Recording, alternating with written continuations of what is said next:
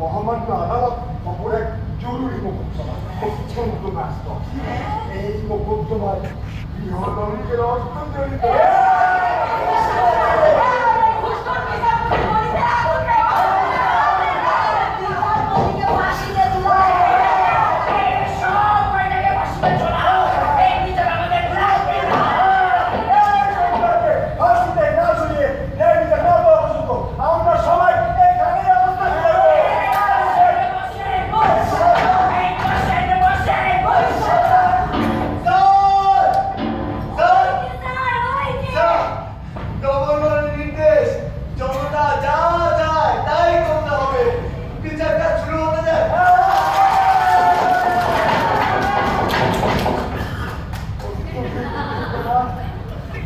মহামান্য আদালতের জন্য অত্যধিক মানসিক ক্লেশের কারণ হচ্ছে দাঁড়ায়।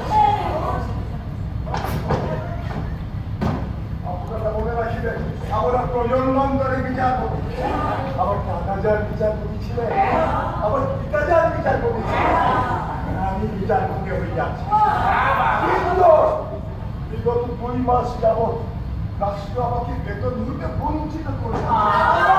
আজই প্রত্যুষে প্রাতকালের এই রাস্তা পানির নিমিত্তে কেবলমাত্র একটি বাসি আর 1 পেয়ালা চা সেবন করতে আমি এখন খালি পেটে স্যার। খালি পেটে ন্যায় বিচার অসম্ভব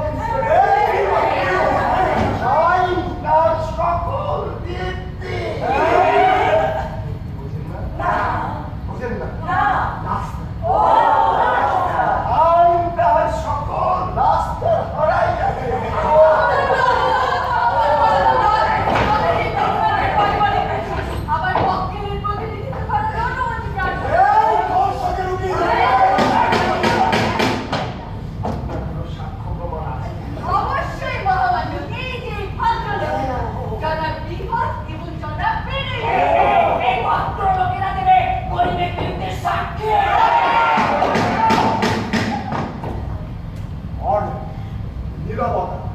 নতুবা আদালত অবমাননার দায় থাকিবে। মনে রাখিবেন, এই 22 তারিখে অবমাননা করিতে পারেন কারণ তিনি পান আমাদের পবিত্র সেনাবাহিনী, এই পবিত্র প্রধানকেও অবমাননা করিতে পারেন কারণ তিনি অদৃষ্টে থাকিয়া ফল থাকিয়া কিন্তু এই ভবিষ্যতে প্রধান বিচারপতিকে অবমাননা করতে পারেন।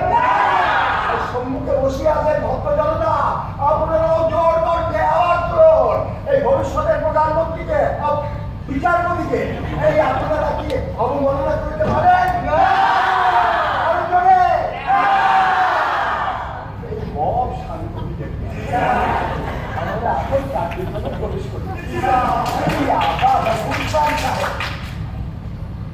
আপনি কি দয়া করিয়া অনুগ্রহ করিয়া এই আদালতের আসনের দিকে অগ্রসর দিকে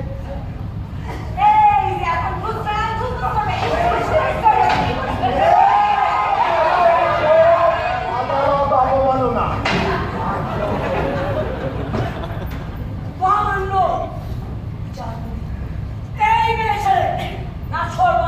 আমার পিছনে লেগেছিল এবং আমাকে ফাঁসিয়েছিল।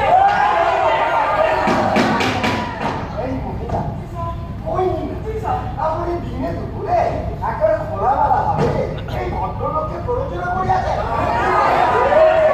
আপনার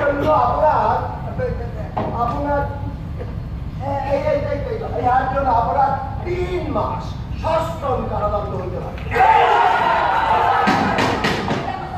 3 সপ্তাহ, আচ্ছা 3 দিন আপনি আগে কাজ করায় দরকার।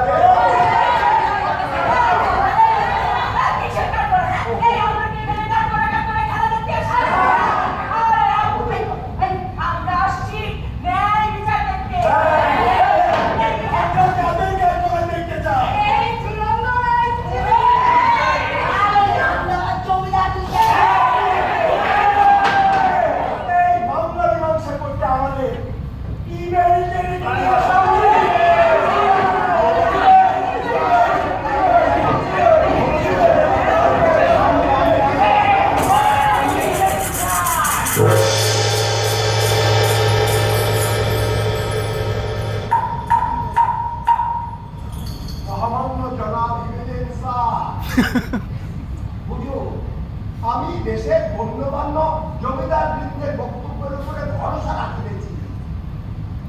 অবিলম্বে সামনের খবরটাকে মনোযোগ দিয়ে ফলো করবে।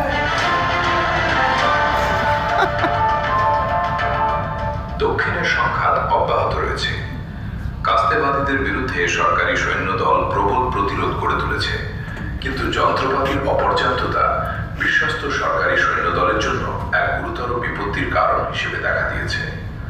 গোলাবারুদের স্বল্পতা আর রসদের ঘাটতি আমাদের সৈন্যদের মনোবল ভেঙে দিচ্ছে।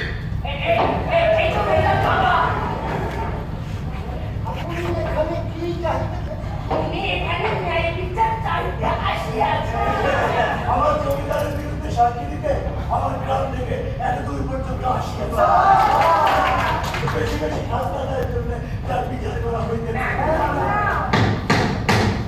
অতিরিক্ত হারে খাজনা আদায়ের বিষয় এই পবিত্র আদালত অবগত না? অবগত না? অবগত নহে, অবগত হবে। আমি প্রমাণ করতে পারবো যে খাজনার পরিমাণ অনেক বেশি। এই ফসলের দাম কখনোই আমাদের নিয়ন্ত্রণে থাকে না। এক এক বছর এক এক রকম, কিন্তু খাজনা বলা সবসময় এক। আর হুজুর এই যে জমিদার, এই কোনো কাজ করে না, কিন্তু খাজনা দেয় বেলায় 16 আনার উপরে আরো 2 আনা, 18 আনা, সব পয়সাটা পকেটে ভরে। একটা আন্দোলন হয় না। তাই হুজুর, আপনার কাছে আমার সবিনয় নিবেদন যেন খাজনা মওকুফ একেবারে চিরজীবনের জন্য। হুজুর, ফসলের দাম কেন বেঁধে দেয়া? আপনি আমাদের কাছে আছেন কেন? আপনার যা ন্যায্য মনে হয় আপনি অবশ্যই তার রায় দেবেন।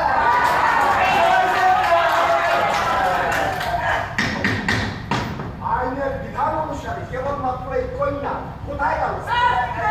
এই বালিকা অপরাধ করবে।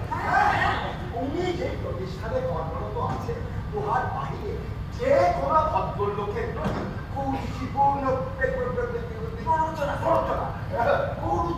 প্ররোচনা উহার জন্য আইন